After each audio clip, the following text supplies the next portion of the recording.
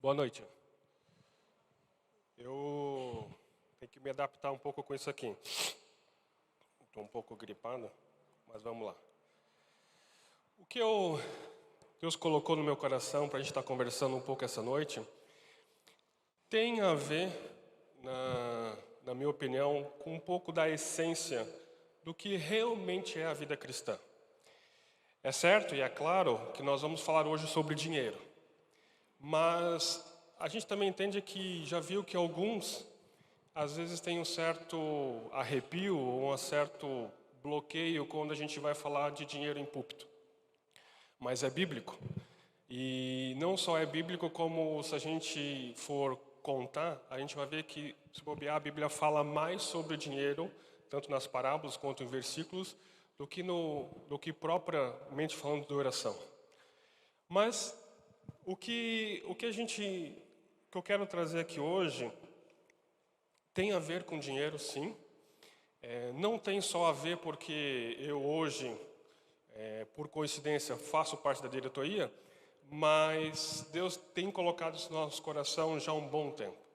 Para ser mais preciso, está fazendo quase um ano que Deus tem colocado no nosso coração, tanto meu quanto da Cami, e tem trabalhado nas nossas vidas. Então não é simplesmente uma palavra que Deus fez um download para nós aqui, mas é uma coisa que a gente vem trabalhando e aplicando isso nas nossas vidas. Nessa palavra eu queria trabalhar hoje praticamente duas perguntas. A primeira pergunta é: o que Deus realmente quer com nossas ofertas? O que Ele espera? O que a Bíblia fala sobre isso e o que a gente deve fazer com essas ofertas? O que Deus realmente quer?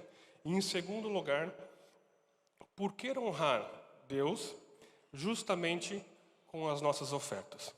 Para isso eu quero partir de um texto que está lá em Provérbios 3, de 9 a 10. Eles vão projetar? Está ali. O texto diz o seguinte: honre o Senhor teu Deus com todos os recursos e com os primeiros frutos de todas as tuas plantações, e os seus celeiros ficarão plenamente cheios, e os seus barris transbordarão de vinho. Nesse texto base, que é o texto que a gente vai dar a partir daqui hoje, eu queria destacar dois pontos. Nesse texto, nós podemos ver claramente, e pode deixar o texto aí, que existe um propósito. Existe um objetivo. Por que ofertar? Por que honrar? Mas também tem uma consequência. Não podemos descartar que existe essa consequência. Mas qual é o objetivo? Qual é o propósito? Dar Deus honra. E qual é a consequência? Serão os celeiros cheios e os barris transbordantes de vinhos. Não podemos negar que existe uma consequência, mas o propósito, o objetivo é dar a Deus honra. Nós temos que cuidar porque eu já vi esse texto ser utilizado muitas vezes para fazer aqui apelo das ofertas, ao ponto de alguns chegarem e trocarem um pouco e fazer uma certa bagunça de trocar o que deveria ser consequência em propósito ao ponto de bagunçar o negócio. Que existe consequência, o texto é claro, mas qual é o propósito? É dar Deus honra. E esse é o título da mensagem que eu quero dar hoje aqui, que é dar Deus honra. Mas o que é honrar? Só para não dizer o que eu aprendi e o que eu já sabia, eu fui pesquisar na internet, no dicionário, e entre várias definições, 3 definições que me chamaram a atenção, que segundo o dicionário, a palavra honrar significa distinguir, fazer distinção ou fazer diferença. É dar esse destaque, dar essa diferenciação a algo, ou a alguém ou alguma coisa. E para isso eu não consigo deixar de lembrar de uma situação que eu já vi de várias formas, de crianças, de jovens, adultos, e eu tenho certeza que se eu pedir para levantar a mão, a grande maioria aqui já viu, que é ao chegar numa festa de aniversário, durante a festa, no momento de partir aquele bolo, o aniversariante vai pegar o primeiro pedaço de bolo e vai honrar, vai dedicar aquele pedaço de bolo a alguém. Nós temos que pensar que nessa festa de aniversário, os convidados que estão ali já fazem parte de um pequeno seleto, de um grupo de pessoas que são especiais para esse aniversariante. Por quê? Porque tem que lembrar que teve pessoas que não foram convidadas. Mas entre mesmo esse grupo seleto de pessoas que estão ali, que foram honradas e que são especiais para o aniversário, existe um mais top, melhor de todos, que é essa pessoa que vai receber o primeiro pedaço de bolo. E é interessante qual é essa mensagem que o aniversariante está dando para essa pessoa. Antes de eu comer esse primeiro pedaço de bolo, eu prefiro que você coma. E vamos entender, vamos ser sinceros, que esse pedaço de bolo separado não tem nada de especial. É um pedaço de bolo como qualquer outro que tem do bolo. Poderia ser qualquer parte. Então não é o bolo em si que é o mais especial. Eu não estou te dando a parte mais gostosa do bolo. É uma fatia do bolo, como qualquer outras fatias que vão ser distribuídas. Mas então não é o bolo, mas é a mensagem que está sendo dada para essa pessoa. Você tem um destaque na minha vida em todos esses que já são importantes aqui para mim. E quando Deus nos pede honra, quando Ele espera a honra, não é diferente.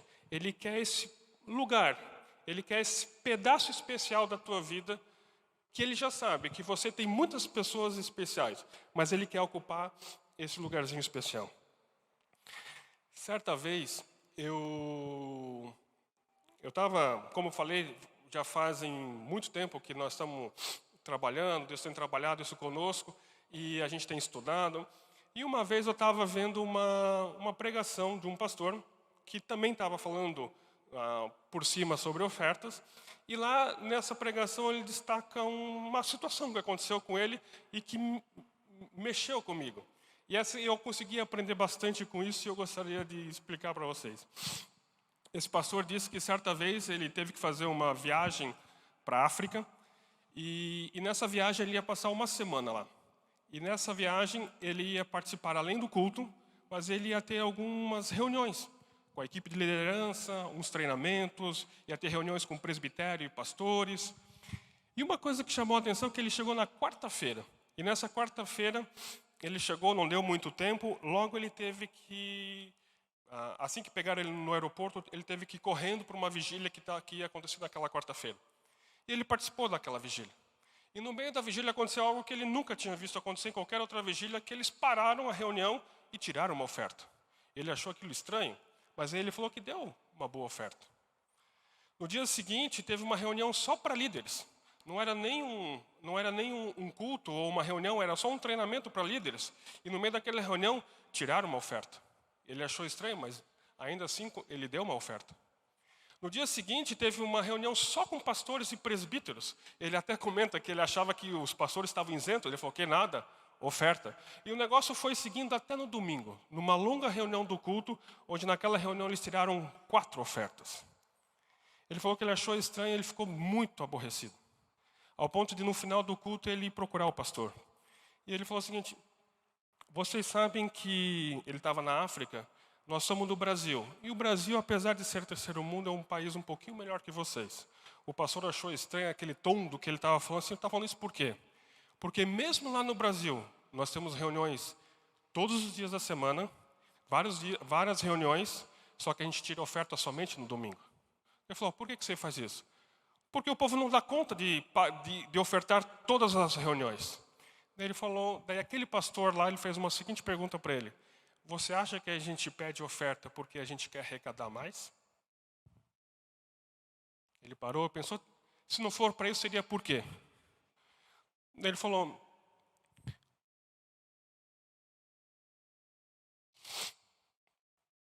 o que você não entende? Deixa eu te fazer uma outra pergunta. Vocês têm adoração em todas as reuniões? Ele falou: adoração sim, só oferta que não. Pois é, esse é o problema.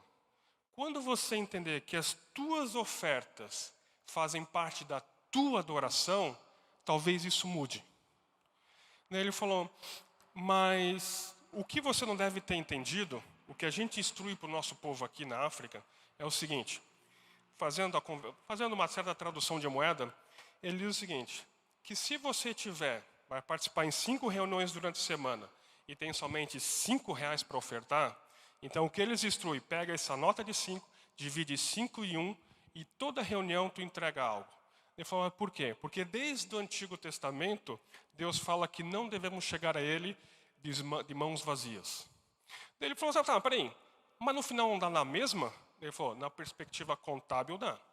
Se eu ofertar 5 de um ou 5 de uma vez só, no final, contabilmente é a mesma. Mas a nível de declaração, não. Ele falou, experimenta fazer uma experiência. Pega um dia, ofereça para sua esposa um buquê de flores com 12 rosas. E depois faça uma segunda experiência.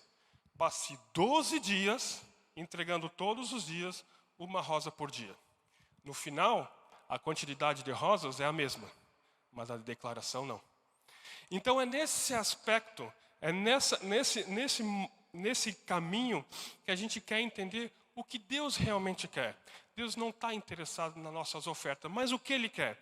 E é aí que eu quero entrar no nosso primeiro ponto, que é o que Deus quer. E para isso eu gostaria de buscar um texto de Malaquias 1, de 6 a 10.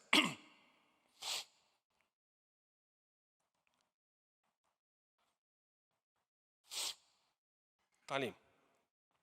O texto diz o seguinte, o filho honra o pai, o servo ao seu senhor. Se eu sou o pai, onde está a minha honra, que me é devida? Se eu sou o Senhor, onde está o temor que me devem? Pergunta o Senhor dos Exércitos. A vocês, sacerdotes, são vocês que desprezam o meu nome, mas vocês perguntam de que maneira temos desprezado o teu nome, trazendo comida impura ao meu altar. E mesmo assim ainda me perguntam de que maneira te desonramos, ao dizer que a mesa do Senhor é desprezível. Na hora de trazerem animais cegos para se ficar, vocês não veem mal algum? Na hora que trazem animais aleijados e doentes como oferta, também não vem mal algum? Tente oferecer de presente ao governador. Será que ele agradará de vocês? Será que os atenderá? Pergunta ao Senhor dos Exércitos. E agora, sacerdotes, tentem apaziguar a Deus para que tenham compaixão de nós. Será que com esse tipo de oferta eles os atenderá? Pergunta o Senhor dos Exércitos.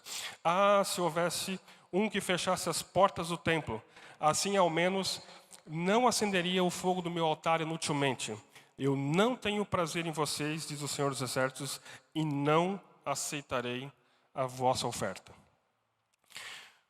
O que esse texto está falando, e aí nós vamos... Pode deixar ele que nós vamos falar um pouquinho sobre esse. O que nós estamos vendo aqui é que o que Deus está cobrando do povo de Israel? Deus está indignado, está fazendo uma cobrança. E o que Deus está cobrando? O que Deus está cobrando do povo de Israel não é oferta. O que Deus está cobrando do povo de Israel é honra. Ele chega ao ponto, no versículo 10, de falar que não aceitará a vossa oferta. Vamos pensar um pouquinho. Se fosse para Deus estiver interessado na oferta, concordam que qualquer oferta deveria agradá-lo? Mas nós vamos ver nesse texto e muitos outros que teve oferta que Deus não se agradou. E outra coisa, ele chega ao ponto de dizer que seria melhor fechar a porta do templo, ou contextualizando, fechar a porta da igreja, certo? E para que não seja acendido o fogo do altar de forma inútil. Deus não está interessado na oferta, senão qualquer oferta deveria agradá-lo. Nós vamos ver, por exemplo, em Gênesis 4 ou 5, nós vamos ver a oferta de Caim. Foi uma oferta que Deus não se agradou e rejeitou. Também tem a oferta, lá em Atos, em 5:10, onde é a oferta de Ananias e Safira. São outra oferta e vão conver. Foi uma baita oferta. A Bíblia fala que eles venderam uma propriedade. Então, foi uma boa oferta, mas não chamou a atenção de Deus de forma positiva, e sim de uma forma negativa, ao ponto de, ao invés de trazer bênção, trouxe juízo. Então, tem, sim, ofertas que Deus não aceita.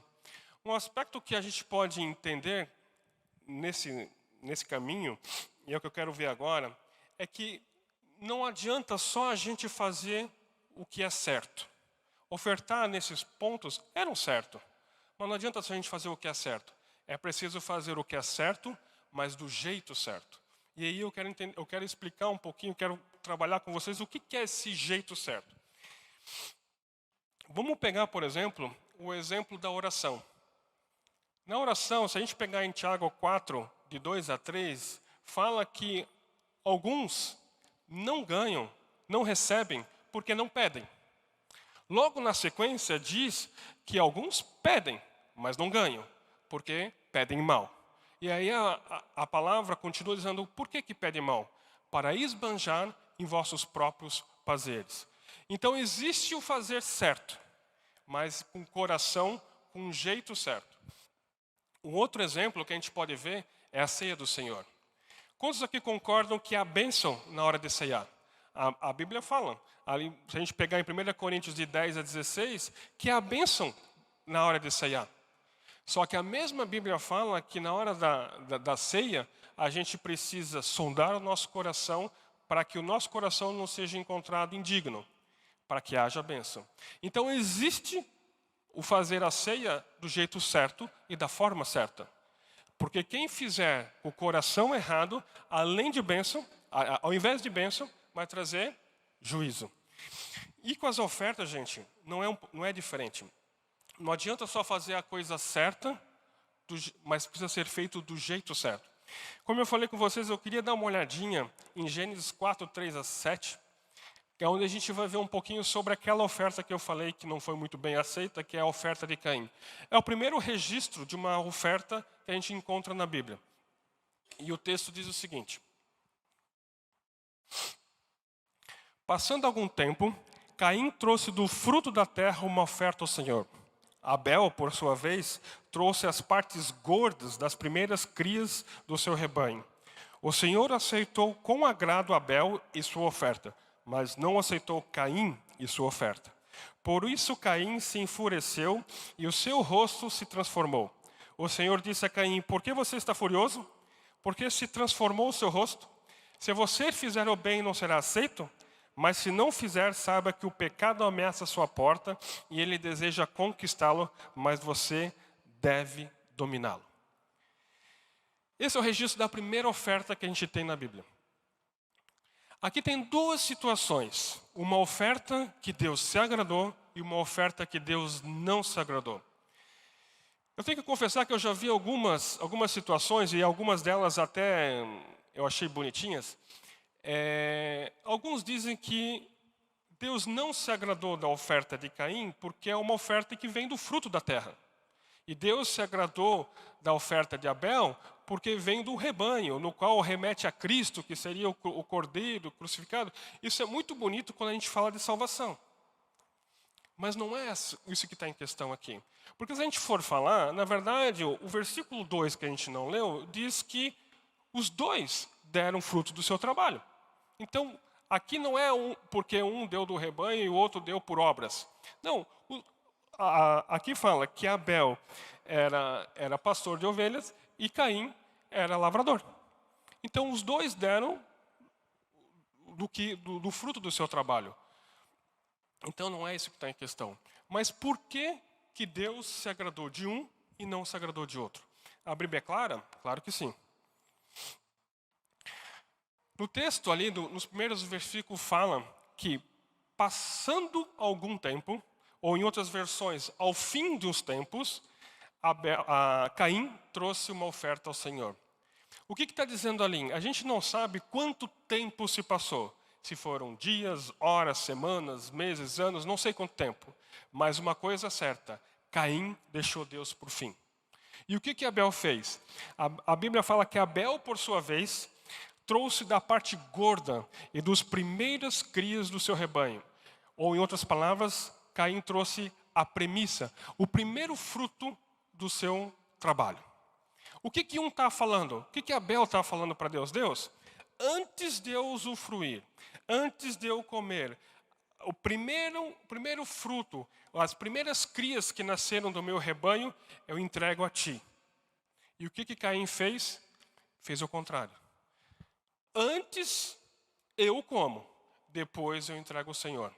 O que Abel fez assim, ó, Senhor, o Senhor primeiro. eu entro na fila por último. E o que Caim fez? Senhor, eu primeiro, o Senhor por último. Então Deus não está interessado em sobra. Vamos ser sinceros, sobra não reflete honra. Se eu disser para você o seguinte, olha gente, é o seu aniversário e eu estava lá em casa, eu tinha um negócio aqui sobrando e, lembrei em você para te dar. Tu acha que isso reflete honra? Ou, se eu fizer um outro discurso, querido, eu saí essa semana, eu fui no shopping, comprei um presente pensando em ti. Eu sei que tu gosta disso, daquilo outro, e comprei especialmente pensando em ti. Vamos ser sinceros, qual dos dois reflete honra? Sobra, porque estava sobrando. E não tem a ver com o que está sendo entregue. Poderia ser um presente usado, sem problema nenhum. A questão é a posição ou a inclinação do coração do qual você está ofertando. É a mensagem que você quer passar. Deus não está interessado em sobra. Sobra não reflete honra. O que Ele quer é que as nossas coisas que têm valor na nossa vida não seja colocado na frente dele. Eu gostaria, antes da gente continuar, de dar um pulinho em Marcos 12, 41 a 44, onde a gente vai ver uma outra oferta, do qual Deus elogia, é a famosa oferta da viúva pobre. Vamos lá.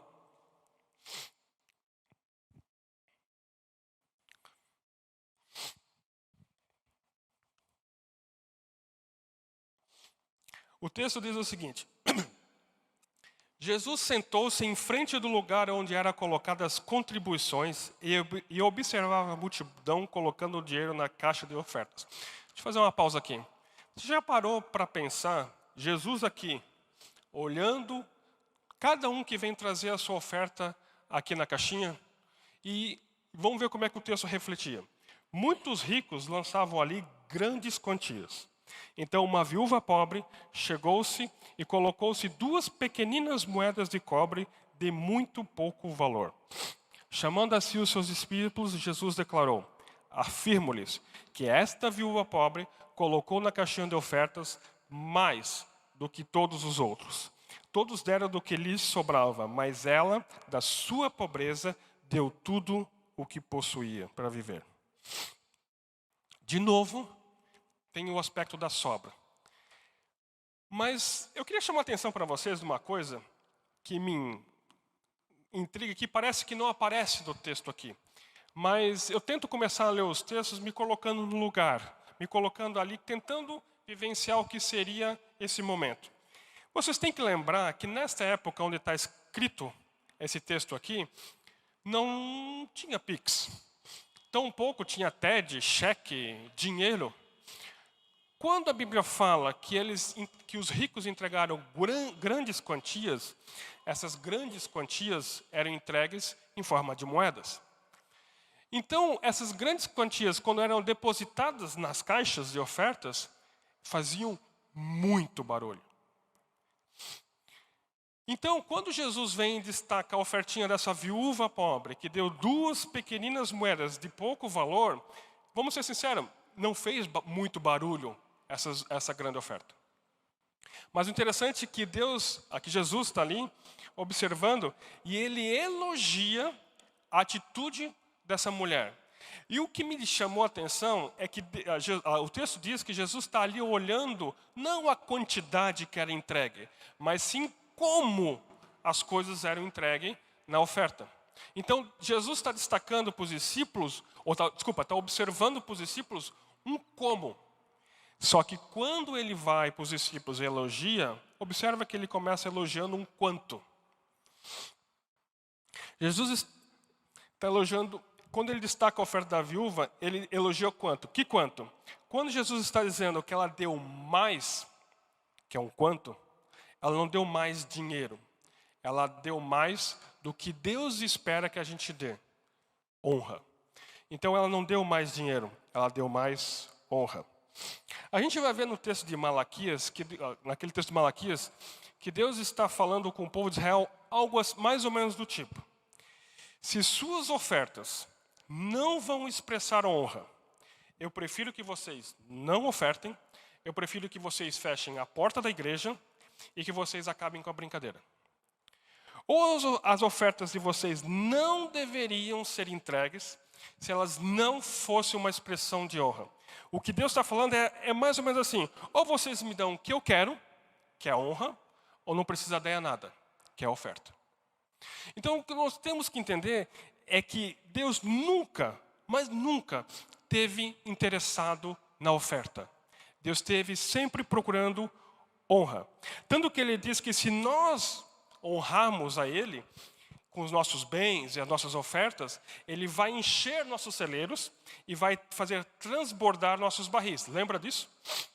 Deus está dizendo que não vai dar, que Ele vai dar muito mais a nós do que nós demos a Ele. Queridos, mas não é uma troca, não é uma barganha. Não tem aqui uma negociata, porque tem gente que oferta dessa forma. Eu vou dar mais a Deus, porque Ele vai dar, porque a Bíblia fala que Ele vai me dar mais de volta. Mas não é uma troca, não é uma barganha. Há uma razão pela qual Deus está dizendo que se vocês alcançarem esse nível, Ele libera mais algo sobre nós. E vamos ver um pouquinho sobre isso. Aí eu gostaria de estar transicionando para o nosso segundo ponto.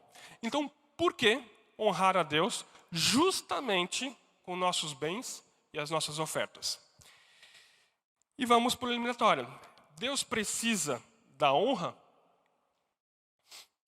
Claro que não.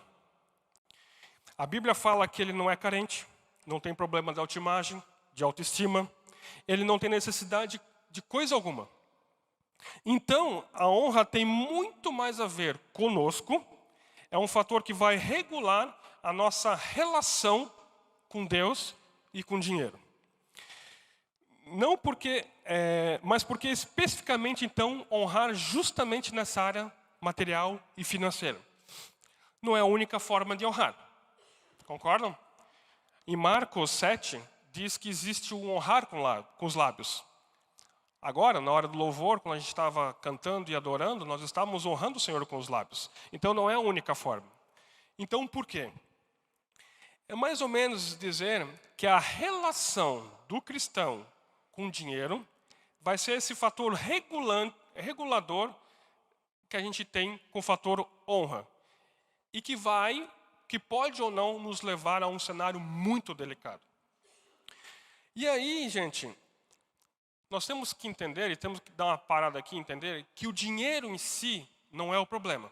Porque tem gente que pensa dessa forma, que o dinheiro é impuro, é profano, ou faz mal. Tem gente que não quer nem chegar perto. Tem gente que quer abraçar o dinheiro e ter uma cama de dinheiro. Mas o dinheiro em si não é o problema. Uma vez eu vi um certo irmãozinho falando que o dinheiro é a raiz de todos os males, como diz a Bíblia. Ele fala, não, a Bíblia não fala disso. Não, diz sim que o dinheiro é a raiz de todos os males. Em algum lugar lá diz. Tá, onde diz? O que ele estava falando, que está mais ou menos em 1 Timóteo de 6, de 9 a 10, que diz que o dinheiro é a raiz, o amor ao dinheiro é a raiz de todos os males. Não o dinheiro, mas o amor ao dinheiro. Mas qual é a diferença? Porque você pode não ter dinheiro, ou melhor, vamos pensar o seguinte. Se o dinheiro fosse o problema, nós que estamos na categoria dos mais pobres, estaríamos isentos dessa encrenca. E aí os ricos que se lascavam com esse troço. Mas a Bíblia fala que o amor ao dinheiro. Então, a gente pode não ter dinheiro e mesmo assim ter a raiz de todos os males. Pensa na encrenca. Você pode estar quebrado e mesmo assim ter a raiz de todos os males. Então, o dinheiro em si não é o problema, mas o amor a ele tem a ver com o coração. Se o teu coração está naquilo, aí você se encrespou. É possível ter dinheiro sem ter amor a Ele? Isso é uma outra pergunta que há muito tempo eu me fiz. Porque parece, não sei se só acontece comigo, mas me parece que crente não pode ter dinheiro. Me parece que crente é sempre aquele que tem que ser o mais ralé, está sempre pedindo alguma coisa para alguém e que parece que Deus virou as costas para a gente. Então, o crente pode ter dinheiro? Vamos para a Bíblia. A Bíblia diz que sim. Se a gente for para Salmo 62:10, diz que as riquezas, se as nossas riquezas aumentam, não é para jogar tudo fora, não é para doar tudo para alguém. A Bíblia só fala que não devemos colocar nelas, nas riquezas, o nosso coração. O problema, eu vi uma frase, que o problema não é o crente ter dinheiro. O problema é quando o dinheiro tem o crente. Uma vez eu vi uma outra frase que diz que o avarento não possui as coisas, são as coisas que o possuem. Em Colossenses 3:5, diz que a avareza, a ganância, é idolatria. Uma pessoa que coloca o coração em algo que é material e financeiro, ele começa a cultivar um espaço para um falso Deus, um ídolo no seu coração. Em Mateus 13:7, na parábola do semeador, Jesus, entre outros exemplos que ele dá, ele diz que algumas sementes caíram entre espinhos. E lá no versículo 22, ele vai explicar um pouco a parábola. E ele diz que o que é a palavra? O que é a semente? É a palavra. E o que é os espinhos? Ele explica. São as preocupações dessa vida e as seduções das riquezas. E um pouco mais adiante, que para mim é o que fecha a tampa, Jesus disse em Mateus 6:19-24, que não devemos servir a dois senhores. Não devemos servir a Deus e as riquezas. As riquezas são quase o único destaque de Jesus na Bíblia que pode ocupar um lugar de senhor na vida do homem, na vida do coração do homem. Então, mesmo reconhecendo em si que o dinheiro em si não é o problema, ou que seja algo impuro, a relação que nós temos com o dinheiro pode ser muito delicada ao ponto que, vamos lá, pela avareza estamos praticando idolatria. Que os espinhos da sedução, das riquezas, estarem sufocando a ação da palavra de Deus no nosso coração. Ou que tenhamos um outro Senhor que esteja concorrendo com o senhorio de Deus no nosso coração. Então, quando Deus pede que honramos a Ele com nossos bens, não é uma barganha, não é uma troca. Ele prometeu retorno? Sim, Ele prometeu. Mas quando fizermos a coisa certa, do jeito certo, um coração que honre o Senhor, um coração que coloque Deus acima e não concorra nada com Ele nesta posição, e se a honra é fazer distinção, fazer diferença, quando damos Deus mais valor do que as coisas materiais e as coisas financeiras, estamos dando destaque, estamos dando honra ao Senhor. Deus diz, se você fizer distinção e colocar Ele acima, Ele libera mais recurso. O que Ele está dizendo com isso? Não é uma barganha, não é uma negociata, mas se o nosso coração estiver blindado contra a avareza, e se o dinheiro não vai trazer dano à nossa vida, não vai roubar o primeiro lugar que Deus tem no nosso coração, Ele poderá liberar recurso em nossas mãos. Não é uma punição. Eu poderia dizer que é uma proteção. Porque, pensa comigo, se o dinheiro concorrer com o primeiro lugar de Deus no nosso coração, vai bagunçar tudo. E se Deus liberar mais dessa encrenca, vai bagunçar muito mais ainda. Então não é uma punição, é uma proteção. Eu não posso hoje pegar e dar a chave do carro para minha filha, qualquer uma das três, que dirigir é uma coisa muito boa. Só que se eu der isso hoje para ela, ela não está preparada. Ela vai se perder e vai ser afastada ou se afastar de mim. Então não é uma punição, é uma proteção. E nesse caso não é diferente. Deus está nos protegendo a partir do momento que Ele não vê em nós esse primeiro lugar. Mas quando Ele encontra em nós pessoas que sabem dar o devido primeiro lugar e não deixam o dinheiro concorrer com isso, Ele poderá liberar mais recurso em nossas mãos. O que me faz pensar uma coisa que eu vou ter que confessar, porque desde pequenininho eu escuto isso, que você já deve ter escutado também, que no céu as ruas serão de ouro. Toda vez que eu escutei isso, assim, cara, vai ser muito top. Né? O céu é tão top, que, cara, lá até as ruas serão de ouro. Mas nós temos que entender, gente, e aí eu tive que aprender, e é só a maturidade traz certas coisas, que no céu, a glória não é o ouro, a glória é Deus. Ao ponto que me faz pensar que eu vejo os anjos pegando aquele monte de ouro assim, ó, Deus, o que a gente faz com esse monte de coisa? Que a galera se matava lá na terra por causa disso. Deus fala assim, ó, faz de piso, para eles entenderem que aqui isso não tem valor. Então, o que eu acho interessante nisso é que, à medida que a gente vai entendendo um pouco disso, a gente vai começando a entender onde é que as coisas se encaixam. Uma vez eu vi uma situação, o momento da contribuição. Esse que foi feito agora, durante o louvor. Ele é um momento espiritual durante o culto ou não? Alguns, vou ser sincero, alguns acham que não.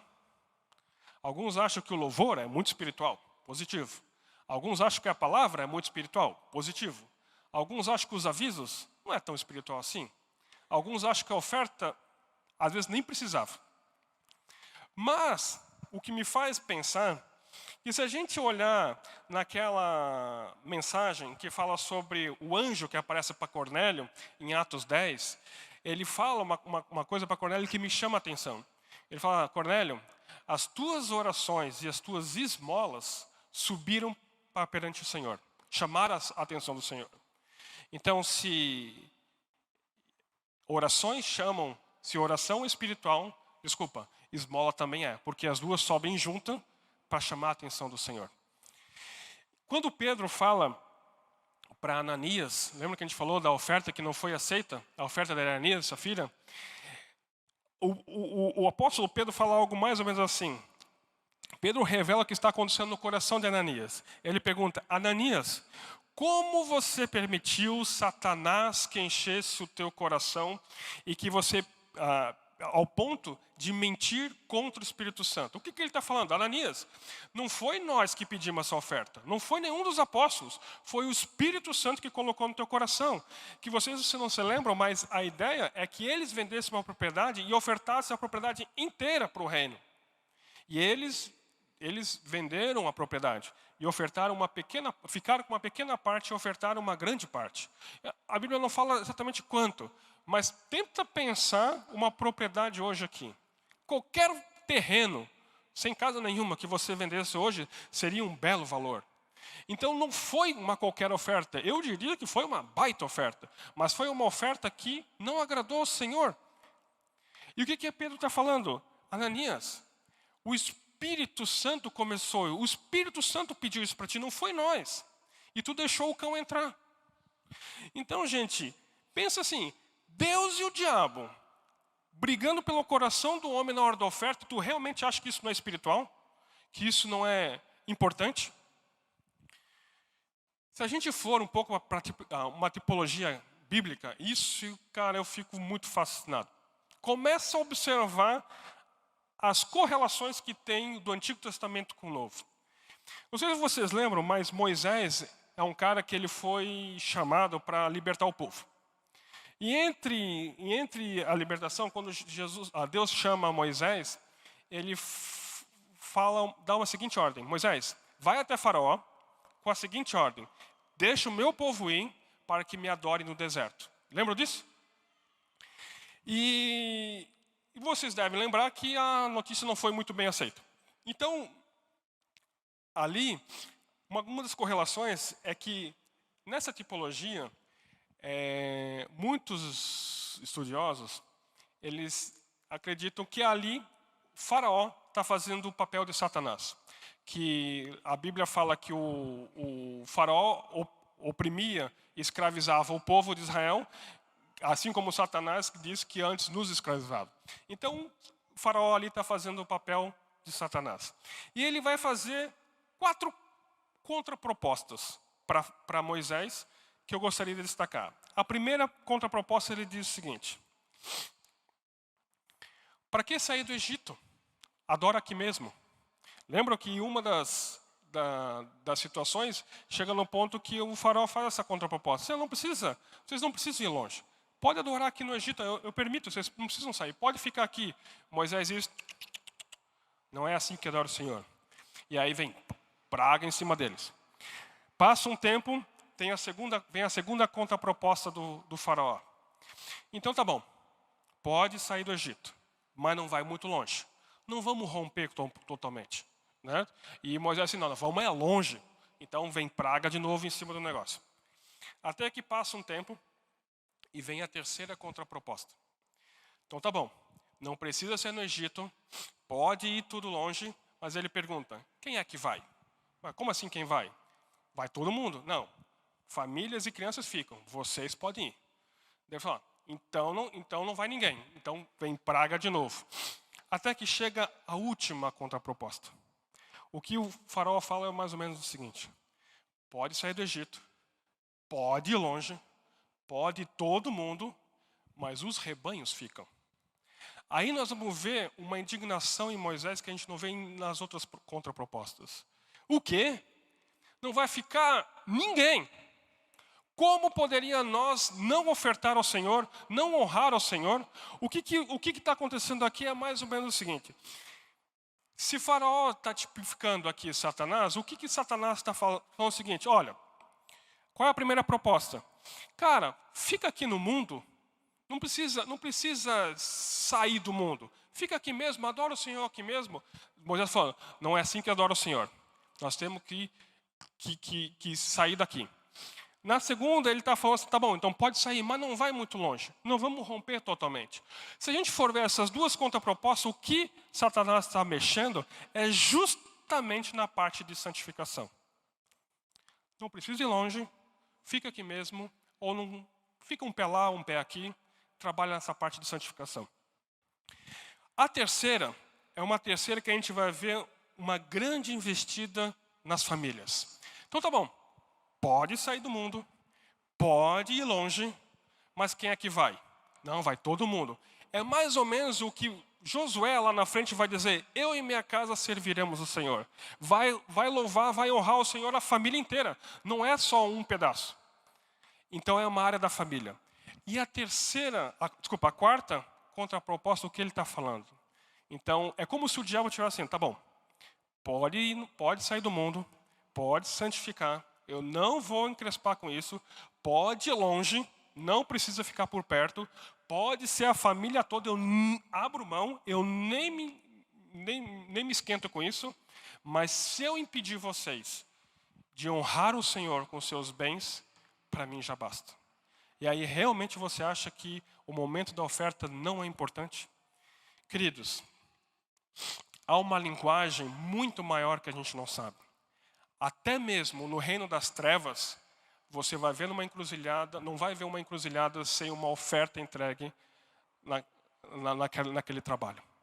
Então há uma linguagem muito maior que a gente não consegue compreender. As nossas ofertas falam. Mas para concluir, então qualquer coisa que a gente faça deve ter um padrão. Estamos fazendo para Deus, estamos querendo declarar a Ele que o primeiro lugar das nossas vidas é dEle, mas isso é em tudo. É quando ofertamos, quando a gente contribui. E aí eu achava que contribuição era só para pagar prédio. E aí eu tenho entendido que não tem só a ver. Faz parte, mas não é só isso, é muito maior. Ao ponto de Deus falar que se for só para isso, então que feche as portas. Mas quando fazemos negócios também, se a gente, na hora que estiver fazendo os nossos negócios, nossas empresas, nosso trabalho, se a gente tiver, na hora que a gente abre mão de ganhos desonestos, abre mão de mentiras, abre mão de não trazer vergonha para o reino, mesmo aceitando algumas perdas, mesmo abrindo mão de alguns direitos, isso está honrando ao Senhor. Quando eu faço, e nós vamos começar logo, quando eu faço a declaração do imposto de renda, e eu entendo que existe dar a César o que é de César e dar a Deus o que é de Deus, e não é porque eu quero agradar a César, mas é porque eu quero agradar a Deus, e Deus fala que a gente deve dar o que é de César. E isso honra o Senhor. Quando ajudamos os necessitados. A Bíblia fala que quem oferta aos pobres, dá aos pobres, está emprestando para Deus. E isso honra o Senhor. Ou quando eu aceito até mesmo perdas para não manchar o reino de Deus. Se a gente for ver em 1 Coríntios 16, de 7 a 7, o apóstolo Paulo está falando uma coisa ali que me chama muito a atenção. Ele vai exortar, assim, ó, é sério que no meio de vocês não tem ninguém que julgue algo contra um irmão contra outro irmão? Ele chega ao ponto de dizer assim, ó, por que você não aceita a perda? Por que você não aceita o dano? Você vai a juízo perante um tribunal contra um outro irmão, querendo reivindicar os teus direitos, mesmo isso às vezes caindo na mídia, mesmo isso às vezes ficando a público e trazendo desonra ao reino. Por que não aceita a perda?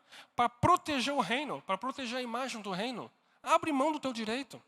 Então, mesmo quando a gente faz esse tipo de coisa, nós estamos honrando o Senhor. E observe uma coisa que é bem interessante. Praticamente quase todos os exemplos, tirando o primeiro, são tudo dinheiros que não passam pelo caixa da igreja. Então, não tem a ver como você oferta. Tem a ver com o teu coração. Quando você dá a César o que é de César e está honrando o Senhor, esse dinheiro não é contabilizado na planilha da igreja. Mas você está honrando o Senhor. O que me faz lembrar de uma situação, e aí eu termino por aqui, que uma vez eu vi um irmãozinho falando de que, na verdade, estava uma discussão ali e um estava falando para o outro que um estava acusando o outro de que o outro era extremamente egoísta, porque ele pede tudo para Deus, tudo para Deus. Ou o garoto mimado que fica tudo pedindo para Deus. E o outro fala assim, o outro que estava acusando assim, tá, mas e tu? O que tu pede? Não, eu peço só o que eu preciso. Se Deus me der só o que eu preciso, tá bom. Eu falo, interessante, porque na verdade se você pensa assim, você é a encarnação do egoísmo que você está acabando de acusar. Como assim? Porque se você pedir só o que tu precisa, tu não pensou mais em ninguém. Não tem como transbordar. Não tem como tu pensar no outro. Tu pensou só em ti, cara. Então, tu é o egoísmo que tu acabou de acusar o outro irmão. A Bíblia fala que Deus quer nos dar. Ele quer que a gente alcance um nível que coloque Ele em primeiro lugar, ao ponto que Ele vai encontrar em nós corações que Ele pode usar no reino. Para quê? Para que transborde, que a gente consiga transbordar. E o que é interessante, essa matemática divina, que eu acho muito massa. Assim, ó, eu quero transbordar. Só que entenda, para mim transbordar eu tenho que estar cheinho. Isso é muito bom. Então, assim, ó, eu não quero ter para mim. É como se alguns acham que eles têm que ser algo como se fosse uma represa. Tudo que vem em mim para. Opa, Deus abençoou e está acumulando. Para quê? Para você sair por aí dizendo, ó, Deus honrou. Não é assim, irmãos. Deus quer te entregar e quer te entregar muito para que você transborde. Para que as missões sejam supridas, para que os irmãozinhos não precisem passar por problemas, que a gente tenha esse coração aberto para o reino. Deus quer usar em nós, que a gente se transforme em financiadores do reino, mas Ele precisa encontrar em nós pessoas que Ele pode liberar recurso e que não vão se perder no caminho ao ponto dele ficar longe. E aí, nós temos que falar um pouco, eu queria falar um pouco sobre o formato. E isso não é bíblico, não está na Bíblia. Mas isso mexe no meu coração e é uma coisa pessoal, você não precisa fazer igual. Nós fazemos hoje a oferta por Pix. Não temos problema quanto a isso, é prático. Só que eu tenho cultivado um costume de toda a reunião trazer algo ao Senhor. Mesmo que eu faça por Pix. Mas eu trago toda a reunião algo que eu venho ofertar aqui. Você não precisa fazer igual. Mas para mim, é como se eu estivesse no meio daquela pregação entregando para o Senhor. Deus, eu quero te honrar. Faz parte daquele momento. Aquele momento não é um momento técnico, é um momento de adoração. É o meu momento que eu quero entregar para o Senhor. Então pode fazer via Pix, pode fazer via depósito, pode fazer como você quiser. Mas tenha esse coração alinhado ao Senhor. E com isso, irmãos, eu queria concluir um pouco com vocês. Eu queria que vocês ficassem um pouquinho em pé.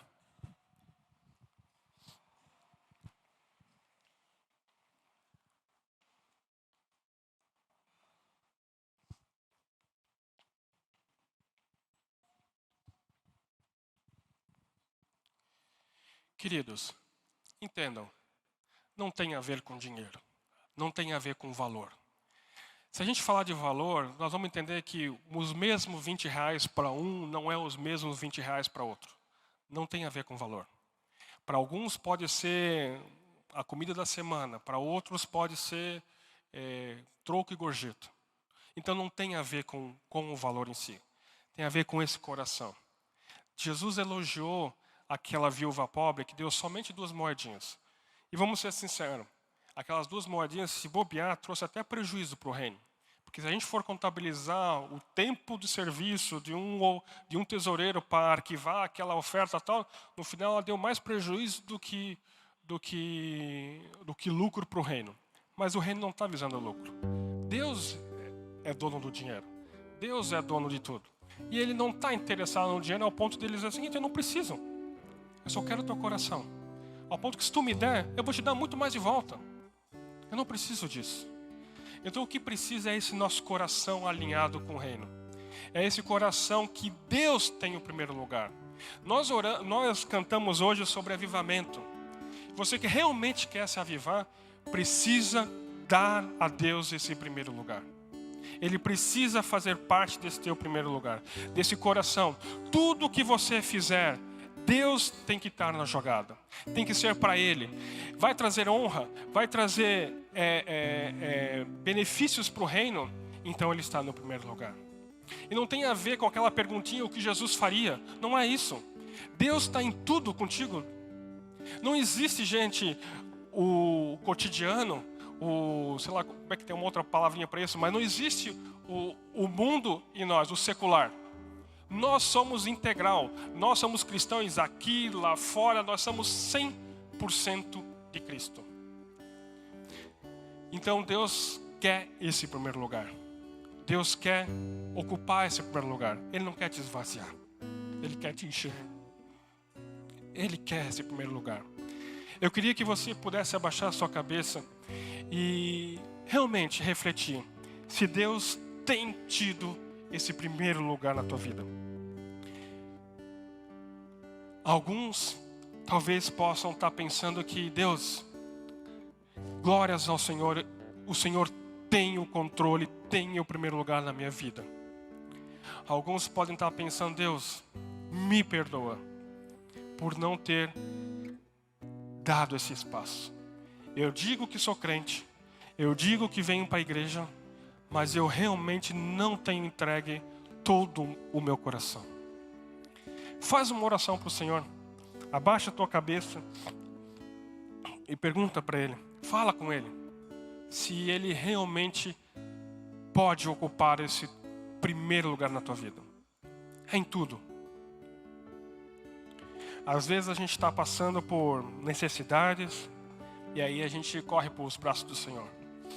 Às vezes a gente está passando por alegrias e corremos por braço do Senhor. Às vezes não. Então que o Senhor possa fazer parte da tua vida 100% integral. Ele quer ocupar o primeiro lugar. Senhor Deus, eu queria pedir, Senhor, Espírito, que o Senhor esteja falando a cada coração. Que não venha a ser uma mera palestra, que não venha a haver uma mera explicação, mas que o Senhor possa estar vivificando no coração de cada um, Deus. Senhor, por favor, Deus, não permita que o diabo venha confundir as coisas ao ponto de acharem que nós estamos aqui apelando para que seja ofertado mais, mas que o Senhor possa estar ministrando ao coração de cada um. Eu não quero o dinheiro, eu quero o coração, eu quero a honra. Que o Senhor possa estar falando em cada coração, Deus. Muitos aqui às vezes não têm te dado esse primeiro lugar, mas que o Senhor possa ocupar, Deus, em nome de Jesus. Queremos te dar esse primeiro lugar. Venha em nós, Deus, faça, transforme a nossa vida. Nós te damos autoridade e te damos permissão, Deus, para o Senhor falar e cuidar e controlar completamente a nossa vida, Deus.